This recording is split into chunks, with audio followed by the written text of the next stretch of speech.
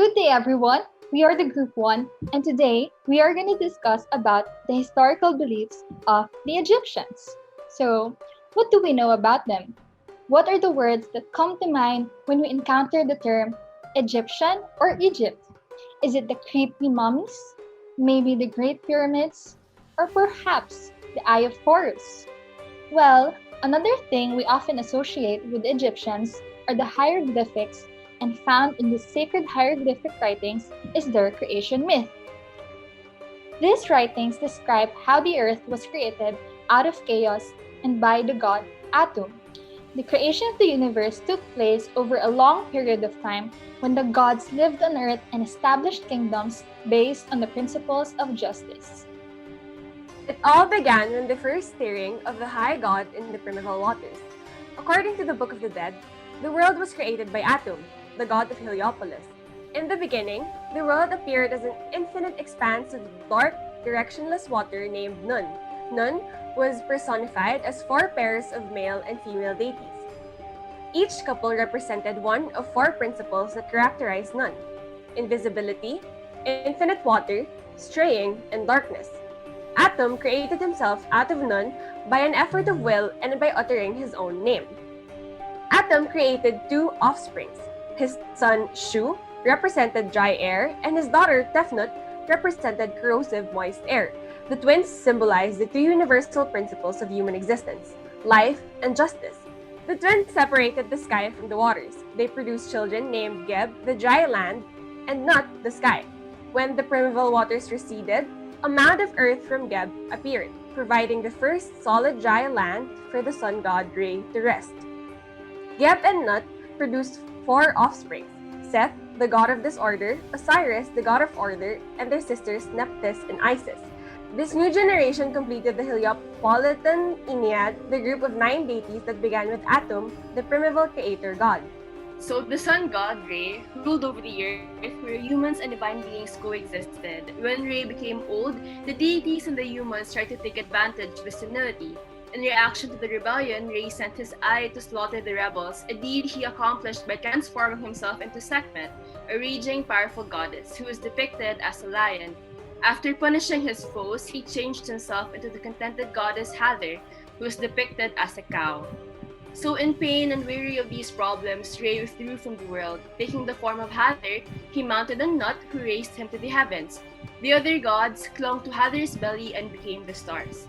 Following this, Thoth, the moon god, was given a spell to protect humans from harm when the sun disappeared below the earth. From that moment on, humans were separated from the gods, as earth was separated from the heavens.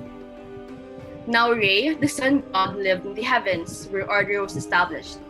The sun god was the most important deity in the Egyptian pantheon. So now that we've heard about the creation myth of the Egyptian, let's also know the reasons on why these beliefs were debunked.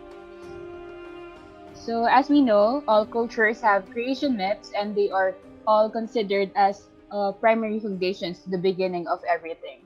However, these beliefs of culture are far to be called as factual and reliable sources in the study of the formation of elements and the universe. Just like in the case of classical science, the ancient Egyptian creation belief has limitations in terms of defining the birth of the universe and its elemental compositions. So their account of creation doesn't cover the immeasurable concept of science. It cannot provide links to the concepts which make use of models or representations of objects to define the physical properties and interactions with other objects. Sorry.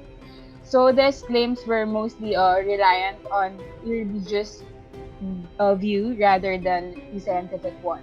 So in summary, these beliefs are not science per se, as they are one, they are not falsifiable. Two, it violates the principle of parsimony, which tells us to choose the simplest scientific explanation that fits the evidence. Three, it is not and cannot be empirically or experimentally tested.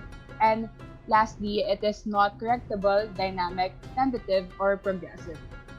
To conclude, the accounts of creation vary as people, especially the Asian civilizations, as they are naturally imbibed to construct stories of origin.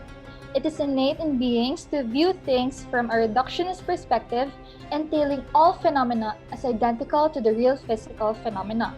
In the narrative of the ancient Egyptians, the origin of the world and its compositions are rooted from the gods who resided from the vast and lifeless waters from which their kingdoms, their principles of nature and society are derived from.